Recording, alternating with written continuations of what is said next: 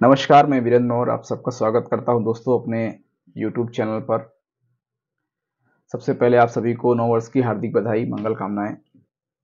नव वर्ष 2025 आप सबके जीवन में खुशहाली लेकर के आए, समृद्धि लेकर के आए। आप सब स्वस्थ रहें, मस्त रहें। दोस्तों, आज मैं बात करने वाला हूं, इस देश में चर्चा होती है अक्सर, परजीवी कौन है और श्रमजीवी कौन है। बहुत बड़े बड़े विद्वानों ने अपनी अपनी बातों को रखा, विचारों को रखा, चर्चाएं हुई इस देश में, बहुत सारी चर्चाएं हुई कि इस देश में श्रम करने वाले जो लोग हैं, बहुत सारे लोग हैं, वो श्रम करते हैं और मुट्ठी भर लोग जो हैं वो उनकी श्रम या उनके हिस्से की, उनके हक अधिकार की खाने वाले लोग हैं। तो सबसे पहले हम लोग जानते हैं कि श्रमजीवी किसे कहते हैं और परजीवी किसे कहते हैं। चूंकि आप सब जानते हैं, बहुत सारे साथी हमारे जानते होंगे, प्राचीन काल से भारत में जो 4 संप्रदाय थे, उनमें से श्रमण एक संप्रदाय को कहा जाता था। जो श्रमण है, वो श्रमण शब्द जो है वो कहां से आया, मतलब जो लोग श्रम करते थे, श्रम से श्रमण हुआ है। जो लोग श्रम करते थे अर्थात जो मेहनत करते थे, मेहनत मजदूरी करते थे, खेती किसानी करते थे, श्रम करते थे, उस श्रम करने वाले वर्ग को श्रमण कहा गया। और स्वाभाविक है कि जो मेहनत करेगा, श्रम करेगा, वो अधिक संपन्न होगा, खुशहाल होगा। होना भी चाहिए। आमतौर पर दूसरे देशों में इसी तरह से होता भी है, पूरी दुनिया में ऐसा ही होता है। लेकिन उसके ठीक उल्टा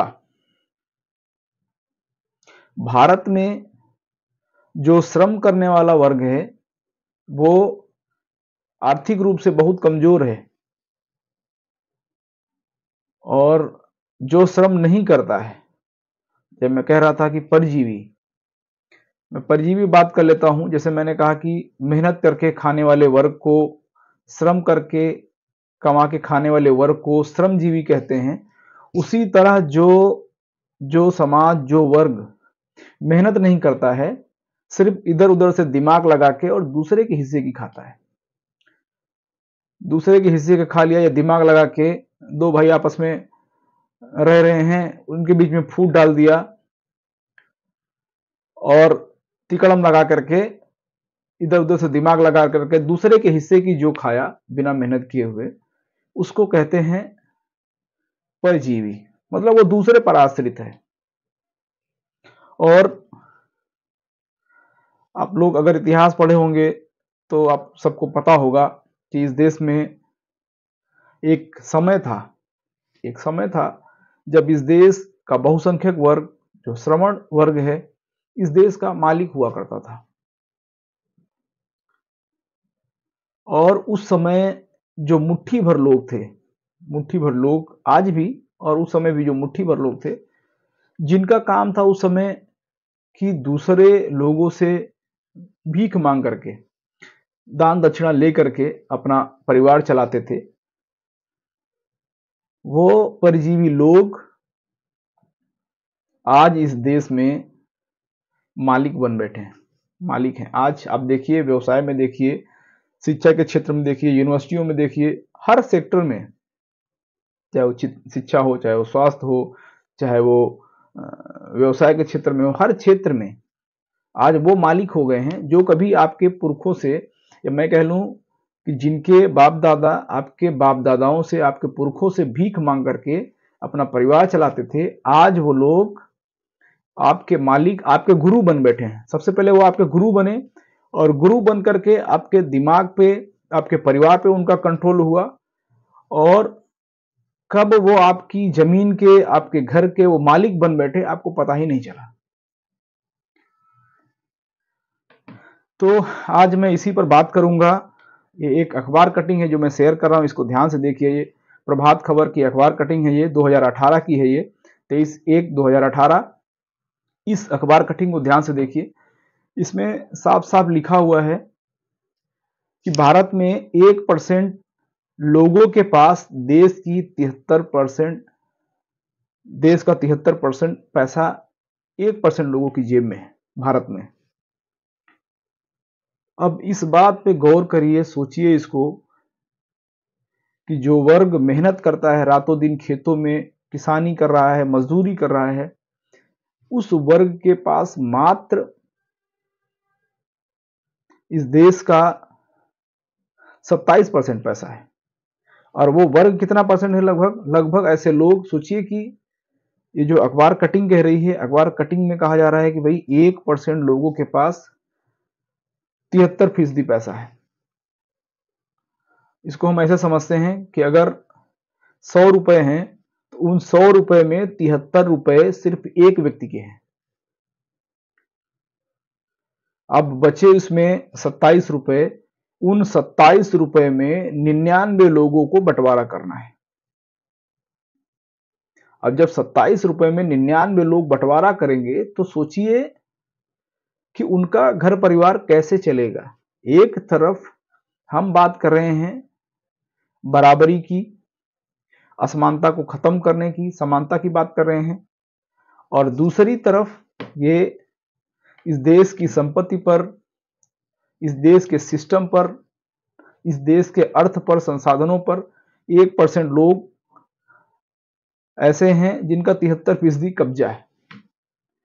और ये अखबार की कटिंग, ये शोध कह रहा है कि 941 साल लगेंगे। जो जिस स्पीड से तरक्की हो रही है, अगर यही स्पीड रही तो 941 साल लगेंगे। बीच में आंकड़े अप डाउन भी हो सकते हैं।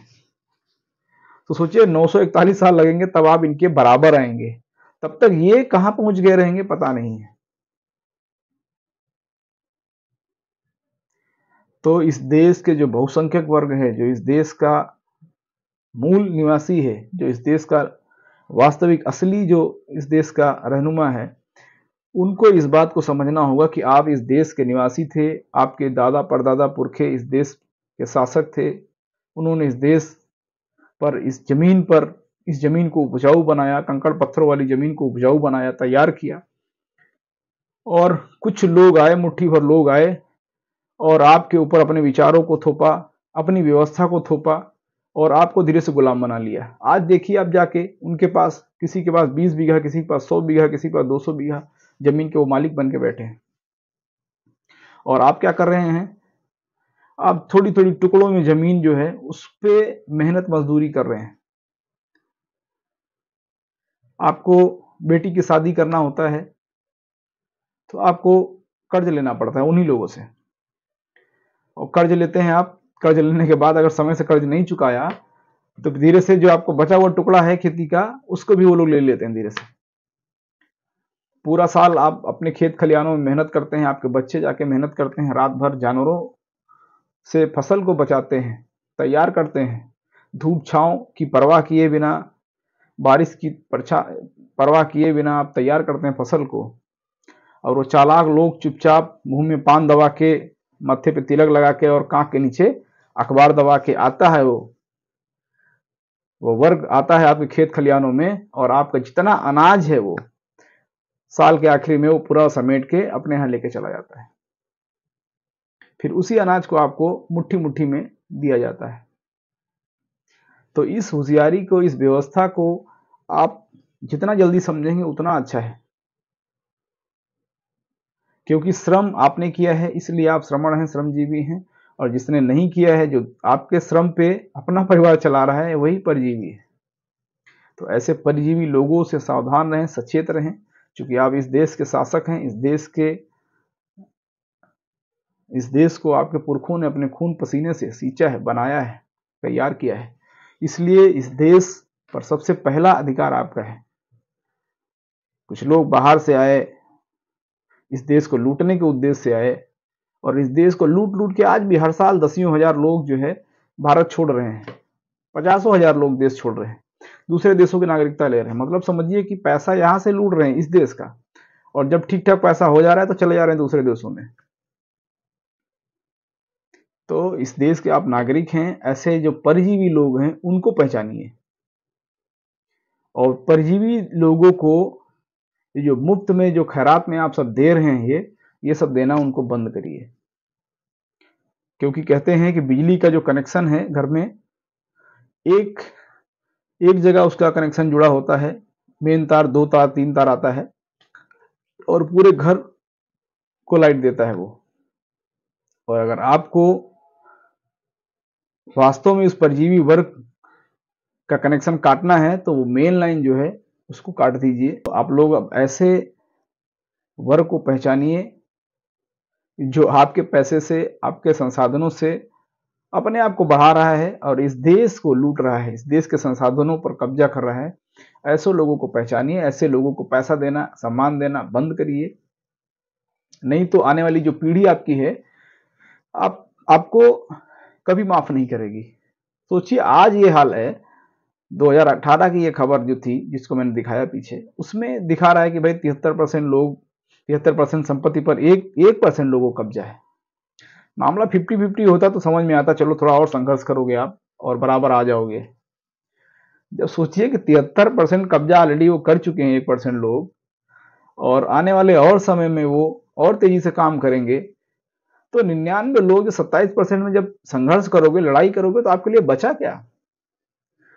तो अभी समय है, अभी जागरूकता से काम लीजिए, बुद्धिमानी से काम लीजिए और ऐसे लोगों की पहचान करिए और ये देखिए कि आप जो कमा रहे हैं, आपका पैसा कहाँ जा रहा है। उसमें से 1 रुपया भी गलत जगह खर्च मत करिए, क्योंकि आपने मेहनत किया है, आपने श्रम किया है। अपने श्रम के पैसे को सही जगह लगाइए, अपने परिवार में उसको खर्च कीजिए, अपने बच्चों की अच्छी शिक्षा पे खर्च कीजिए, अपने परिवार के लिए खर्च कीजिए। वीडियो को ध्यान से देखने के लिए बहुत बहुत साधुवाद। इस वीडियो को बनाने का उद्देश्य किसी के भावनाओं को आहत करना नहीं है, बस इस अखबार की कटिंग को देखा और मन में एक दर्द उठा कि इस देश में ऐसे लोग हैं 1% जिन्होंने पूरे देश के सारे तंत्रों पर कब्जा कर लिया है। तो सोचिए, आप अगर अपने बच्चे को पढ़ा लिखा के तैयार भी कर देंगे, तो जब 27 रुपए ही बचे हैं और उन 27 रुपए में 99 लोगों का बंटवारा है, तो आपके बच्चों के लिए क्या बचा? ये सोचने का विषय है, समझने का विषय है। तो हमारा वीडियो बनाने का उद्देश्य किसी की भावनाओं को आहत करना नहीं है, बस जागरूकता के लिए इस वीडियो को बनाया है। अगर वीडियो अच्छा लगा हो तो इसको अधिक से अधिक लोगों तक शेयर करें। वीडियो आपको कैसा लगा कमेंट करके अपने महत्वपूर्ण सुझाव जरूर बताएं। और चैनल पर अगर नए हैं तो आपसे हाथ जोड़ करके रिक्वेस्ट है, निवेदन है, चैनल को सब्सक्राइब कर लीजिए ताकि इस तरह के बहुत सारे वीडियो आप तक आसानी से पहुंचते रहेंगे। वीडियो को देखने के लिए बहुत बहुत धन्यवाद। जय भारत। मिलते हैं अपने अगले वीडियो।